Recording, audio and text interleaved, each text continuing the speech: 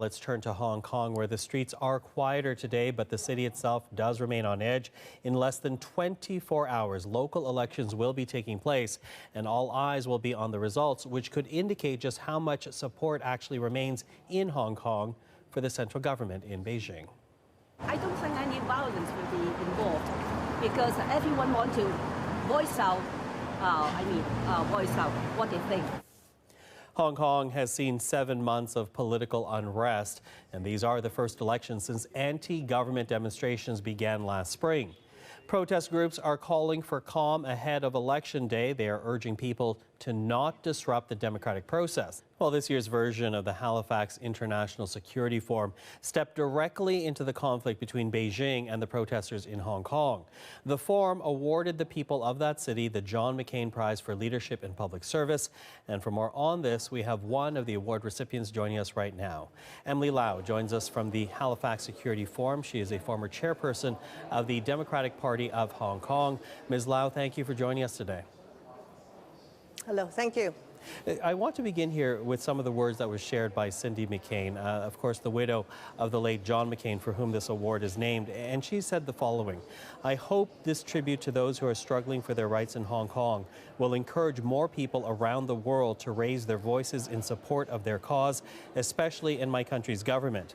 They are fighting for something larger than themselves." Ms. Lau, how significant are Cindy McCain's words to you? Well, very significant. I think Mrs. McCain was reminding her own government and her Congress, her president, and of course, American people and people around the world, that there are people who are struggling, who are dying, who are making huge sacrifices to fight for these core values that we all, people live in the civilized world, should share.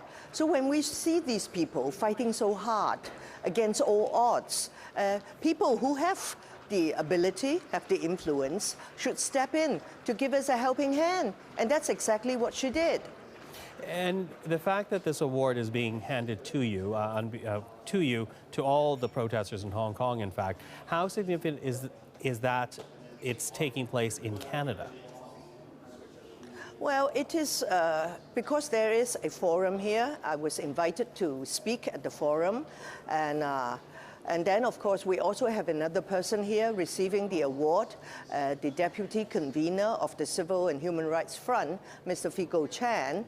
And we are very, very happy that the board of the Halifax Forum, Mrs. McCain, who's recently joined the board, decided to do this at this very critical juncture because the turmoil in Hong Kong is entering its 6th month. So almost half a year.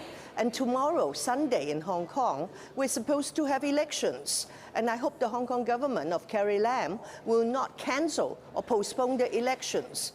So the atmosphere is very tense. And of course, protesters are tired, and over 4,000 have been arrested. Many are injured. So at this very critical juncture, when China is breathing down our neck, it's very good that the Canadians and Americans and people from over 80 countries attending the forum here are saying, hey, Hong Kong, go, go, we support you. That's marvelous. You mentioned the district council elections that take place tomorrow. Do you really think there's a possibility that Carrie Lam, the chief executive, could cancel those elections? Well, I mean, this threat has been hanging over us all these weeks, but I hope they will not be canceled. The European Union issued a statement 1 or 2 weeks ago saying it should not be canceled. Otherwise, there would be devastating consequences. And I hope the Canadian government, your Prime Minister, Trudeau, and members of Parliament, and the Americans, President Trump, and members of Congress, and members of the civilized and democratic world will all speak out. If there's a chance for election, let the people speak peacefully via the ballot box. And of course, I want the whole situation in Hong Kong to de-escalate, to dial down, so that we can find a peaceful resolution on the way out. I mean, people are sick and tired of being beaten up by the police and the threat of having the People's Liberation Army unleashed onto the streets of Hong Kong. There's a lot of tension, a lot of anxiety in Hong Kong, and it's good that I can come to Halifax to air the people's concerns. May I ask you, though, because the pushback from some that we're hearing is that they believe protesters are really, what they're asking for here is independence from the People's Republic. Is that what you want exactly here? Well, of course, I have said it here in Halifax several times, and many times on television. The Hong Kong people, the vast majority, are not asking for independence. And if the Chinese government propaganda machine tells you, don't believe it.